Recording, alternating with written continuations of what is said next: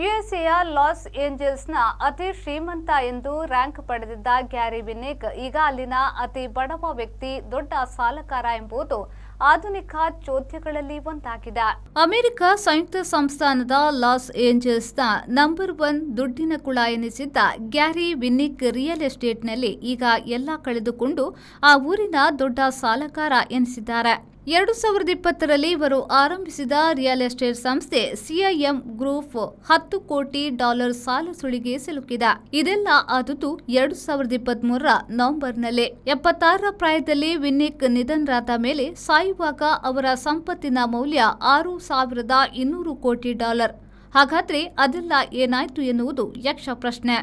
.com boom ಆಗಿದ್ದ ಅವರು ಸತ್ತ ಮೇಲೆ ಡಾಟ್ ಆದದ್ದು ಹೇಗೆ? 1990ರ ಸುತ್ತಿನಲ್ಲಿ ಜಗತ್ತು ಟೆಲಿಕಾಂ ಆಗುತ್ತಿದ್ದಾಗ ವಿನ್ನಿಕ್ ಅವರು ಗ್ಲೋಬಲ್ ಕ್ರಾಸಿಂಗ್ ಸಂಸ್ಥೆಯನ್ನ ಸ್ಥಾಪಿಸಿ ಆಪ್ಟಿಕ್ ಕೇಬಲ್ ಸಂಪರ್ಕದಿಂದ ಕೋಟಿ ಕೂಡಿ ಹಾಕಿದ್ರು. ಆಗ ಲಾಸ್ ಏಂಜಲ್ಸ್ ಝೂ ರಾಜಕಾರಣಿಗಳು, ಪಕ್ಷಗಳು ಚಾರಿಟಿಗಳಿಗೆ ದೊಡ್ಡ ಮೊತ್ತದ ಕೊಡುಗೆ ನೀಡುತ್ತಿದ್ರು. 1999ರಲ್ಲಿ ಅವರು ಲಾಸ್ ಏಂಜಲ್ಸ್ನ ಅತಿ ದುಡ್ಡಿನ ಕುಳ ಆದ್ರು. ಅವರ ವಿಧವೆ ಪತ್ನಿ ಕ್ಯಾರೆನ್ ವಿನ್ನಿಕ್ ತನ್ನ ಹಕ್ಕು ಸ್ಥಾಪಿಸಲು ಹೋದಾಗ ವಿಷಯ ಕೋರ್ಟಿಗೆ ಹೋಯಿತು. ಕೊನೆಗೆ ತಿಳಿದಿದ್ದು ವಿನ್ನಿಕ್ ಸಾಲಗಾರ ಎಂದು.